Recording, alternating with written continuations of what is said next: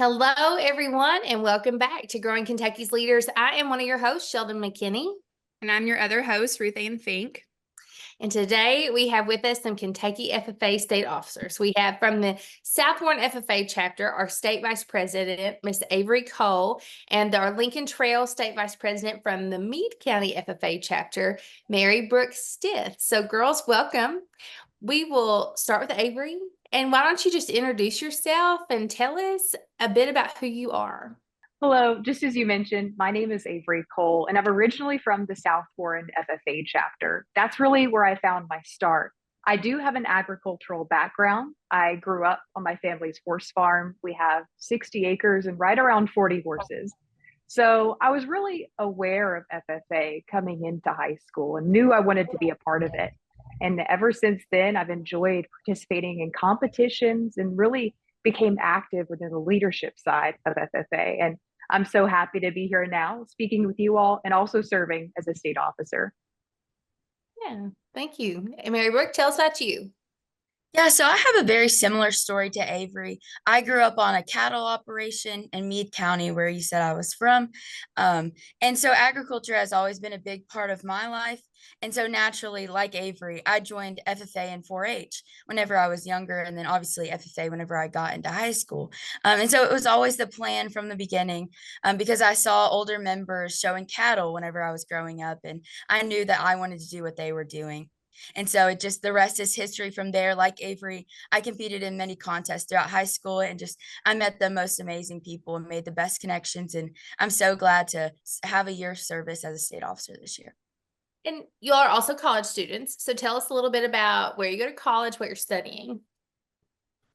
Mary Brooke, you go ahead. All right, sounds good. I'm currently at Murray State University this year, and I'm studying agricultural science with a minor in chemistry.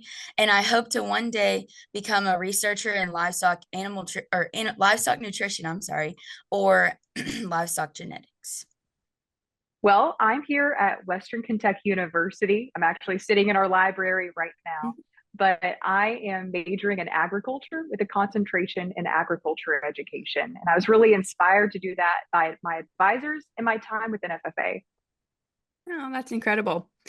Both of those sound like really great careers. Obviously, we need as many ag teachers as we can recruit. And Mary Brooke, it's fun to see you follow your passion from like childhood, how you grew up, to now a career for yourself.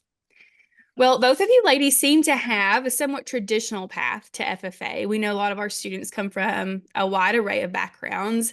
Many of our students actually don't have that farm experience. But what was it beyond just how you grew up that made you really want to be involved with FFA? Or if there were any of those like key aha moments from your FFA experiences that made you feel like, yeah, this is where I belong and this is where I want to really lead.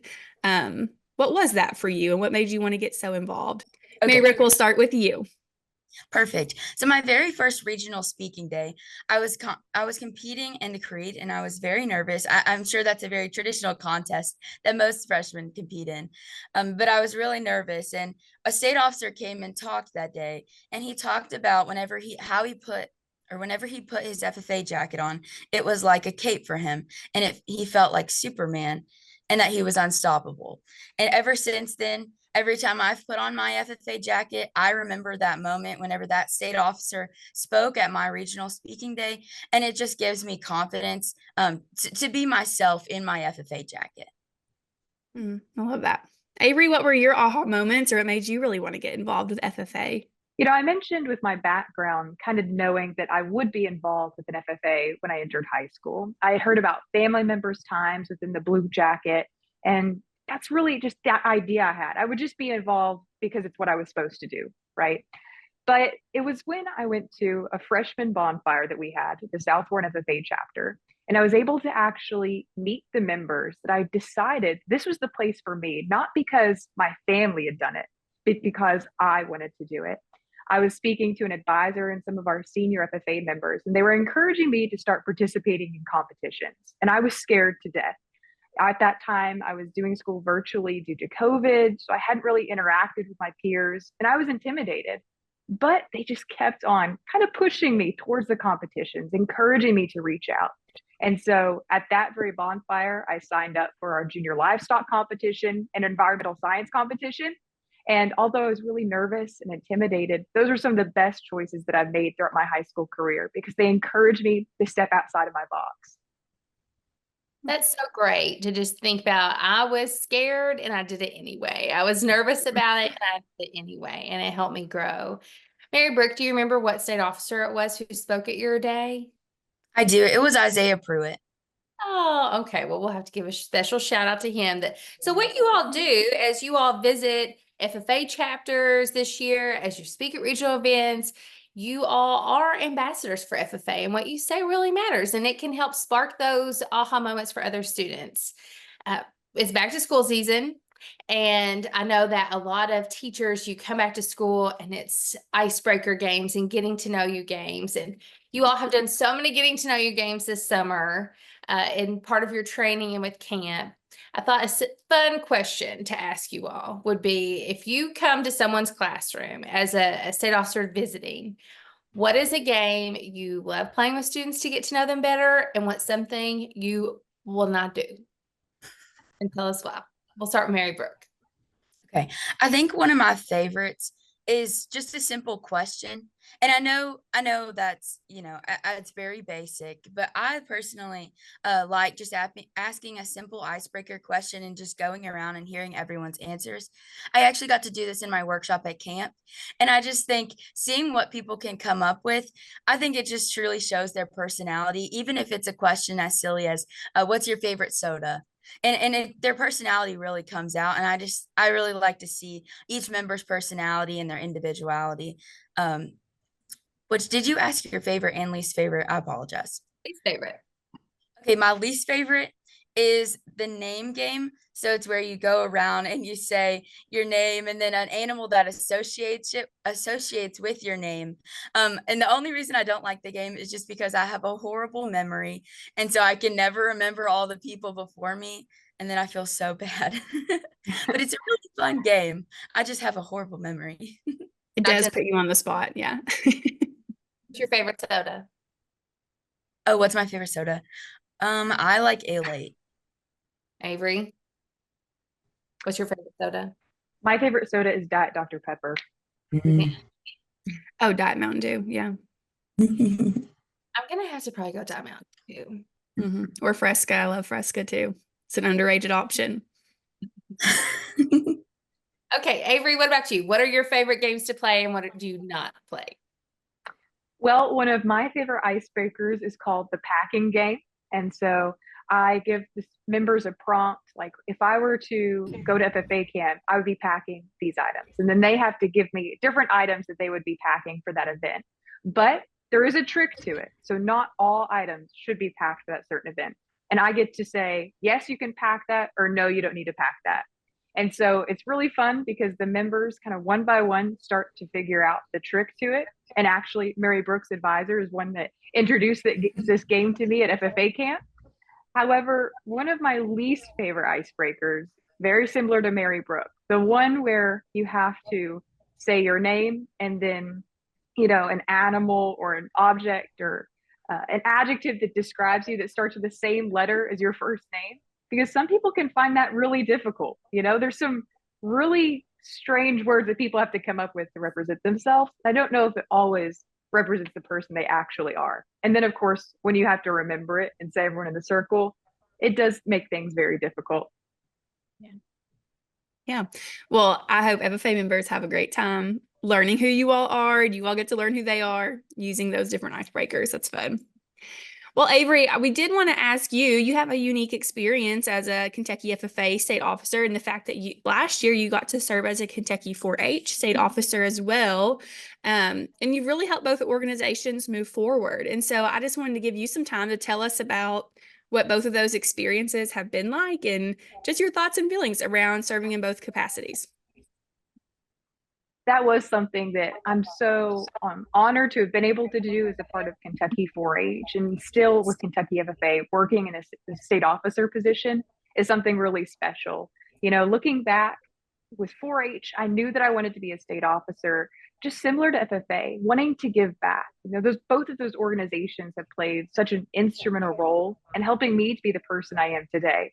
I have multiple experiences with state officers and mentors across both where I really felt that calling to give back in that year of service.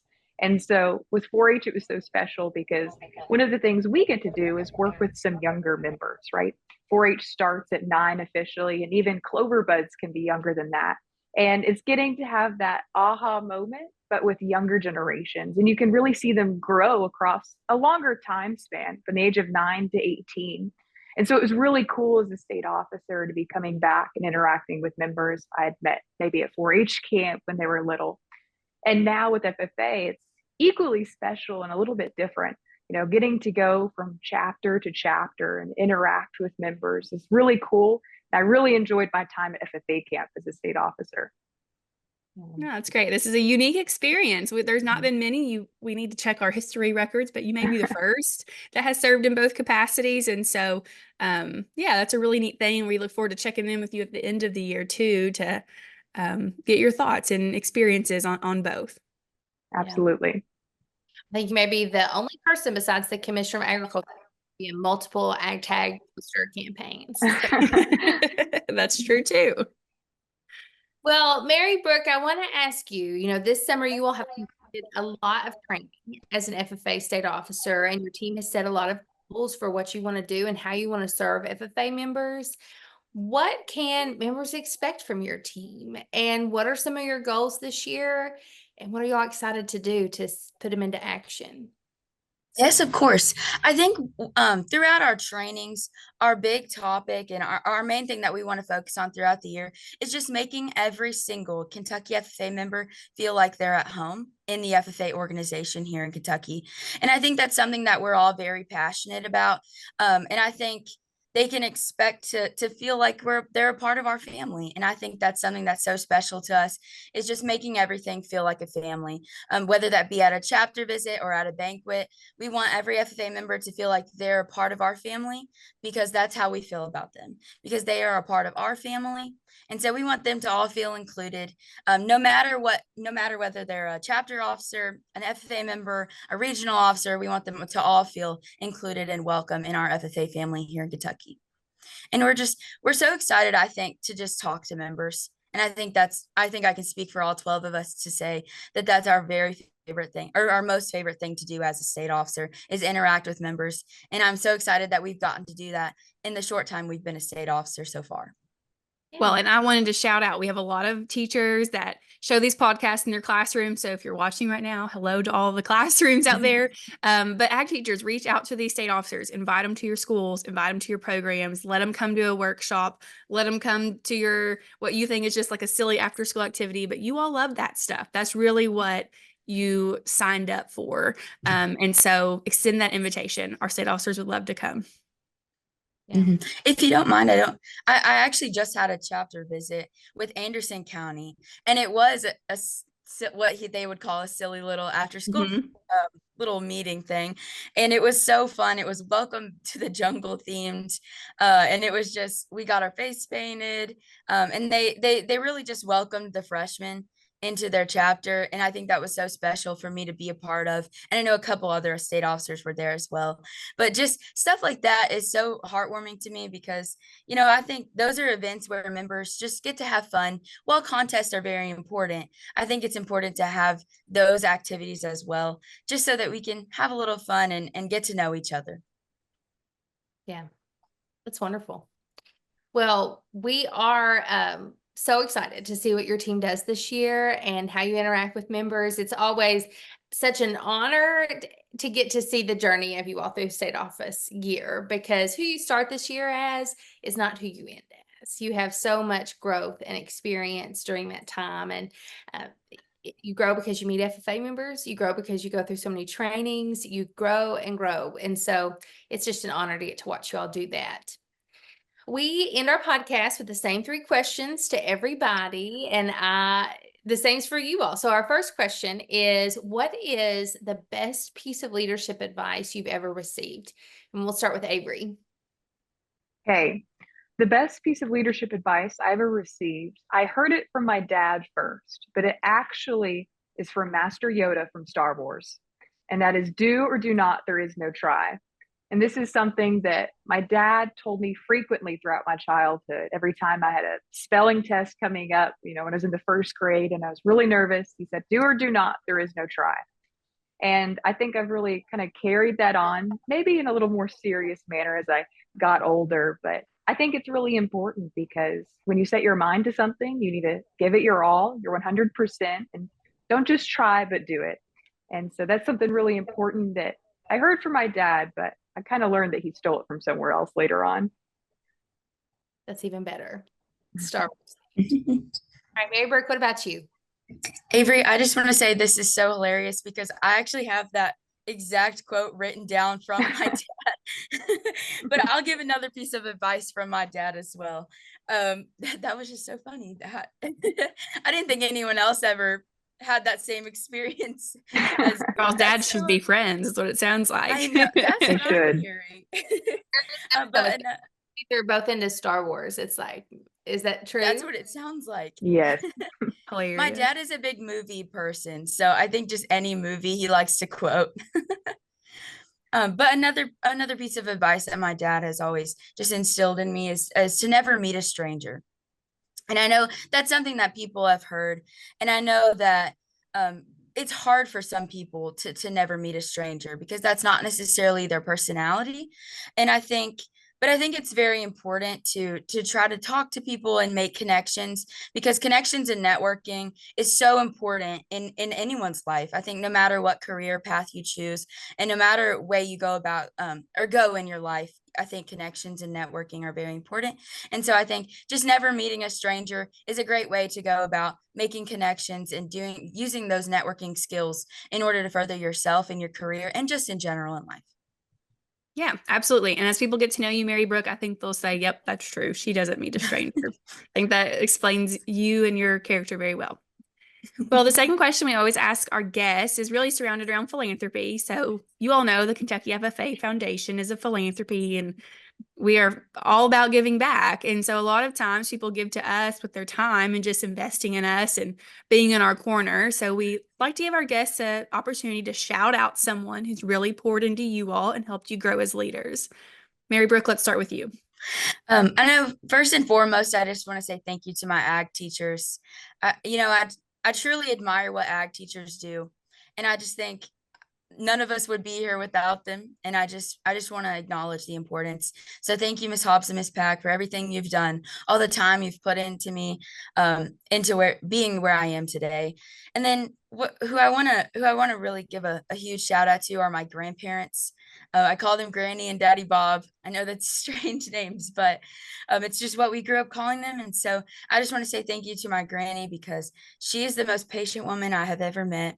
And anytime I ever need to talk about anything in life, whether it be FFA related, college related, high school related, no matter what, she's always there. She's always there to listen. And I think that's something that's so important. And it's a leadership or a skill that I've tried to work on myself. But just being there for people and listening. And that's something that has meant the world to me throughout my time in FFA, but also before that. And then also my daddy Bob, it's my grandpa. He was an FBLA advisor, and he taught business for many years at Meade County. And so obviously FBLA is kind of similar to FFA. And so going throughout my high school experience, I would always ask him for advice because I served as my chapter president. So we had to plan some events and do some things with younger members. And so I would always ask him for advice, and he was always willing to listen and give me some pretty good advice. I never told him then, but it was really good advice, and I always took it to heart. And so I just want to say thank you to my grandparents. They've always been there, and they're always willing to listen. That's special. You have to make sure they hear this episode so they can, hear that. That's really important. Avery, what about you? Sorry. No, let's go ahead. Go ahead, Mary Brooke.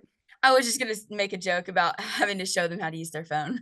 Oh, yes. You may have to pull it up for them, but nonetheless, they should see it. Avery, what is, who do you want to shout out for who has really poured into you and given back to you to help you grow to be a leader? Yeah, just like Mary Brooke, and I think a lot of other FFA members, when asked this question, there are individuals that instantly come to mind, and those are my advisors.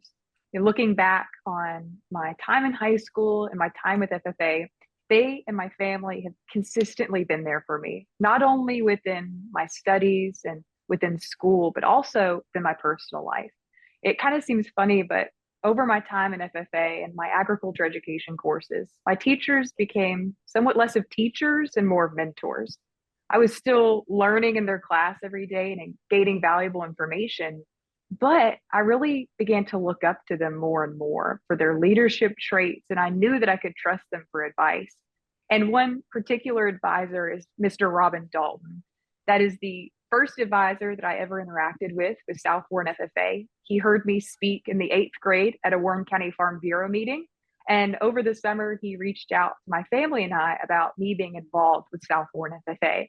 And I think that really made a difference. That first invitation made me feel so welcome within the chapter. And I think it eliminated, some of that nervousness I talked about at that first freshman event. I think it would have been tenfold had I not had that invitation. So it made such a difference. And him and all of my advisors have been there for me, continue to be there for me now. That's wonderful. You do have excellent FFA advisors at South Warren and Meade County. You all have some of the best. Well, our last question is, what is something that you're loving right now that's helping you grow? It could be anything. Truly, the answers have been off the wall. So what's something right now you love that's helping you grow? We'll start with Avery this time. Something I've started to love more and more is making time throughout my day to be physically active. In the past, I said I only ran when a horse was loose and the farm gate was open. But I'm starting to try to change that, whether it be making time to go on a walk or go to the gym, or even walking between classes is quite a workout. And I've found that that's a great time for me, not only physically and to work on my physical health, but also mentally. It's a wonderful time for me to reflect on my day and my week and where I want to go in the future. I'm not one who's big on journaling, so that really has been a great conduit for me in that reflective. That's great. I agree. All right, Mary Brooke, what about you? Yeah, so like Avery, I've tried journaling, I've tried scrapbooking, all the things, and just nothing ever got my focus to truly do, because the point of journaling is to take your mind off things and kind of reflect on your day and on your week. And so I never could truly focus on journaling because I'm always like, oh, I need to go do this. I need to go do this. But something that has helped me kind of as a stress reliever, and also just taking time to reflect on the day, kind of like Avery was talking about with her physical activity, is just making jewelry. I used to own a jewelry business in high school. And so I just find it relaxing to make beaded bracelets, but also charm bracelets and earrings. It's just my time in the day to kind of reflect and just set aside time so that I don't have to be necessarily stressed out about my schoolwork or FFA or whatever that may be. And so I just think having something, no matter how silly it may sound, to just relieve your stress of things going on around you is very important. I love that. I did not know that about you. How fun. See your work, Mary Brooke. I love jewelry. So. Yes, I'll have to send you some. Okay. Well, you all, thank you so much for being with us today. Thank you for deciding to serve and stepping out on a limb to do that. FFA Foundation, we are just so happy to support your all's work as leaders, because we know that if we invest in you all can influence and invest in so many more young people than we can reach on our own. So your work is so important. And I hope that this podcast episode will inspire a lot of classes to call you and reach out and invite you to come be a part of their program. So you all, thank you so much for being with us. Thank you all. Yeah, thank you guys so much. And that's it for this episode of Growing Kentucky's Leaders. Thank you for visiting. Growing Kentucky's Leaders is a podcast brought to you by the Kentucky FFA Foundation. Our music is performed by Bourbon County FFA member Joe Fritch. Artwork is by Julie Fritch Creative. Your hosts are Sheldon McKinney and Ruth Ann Fink, and you can find us on all social platforms at Kentucky FFA.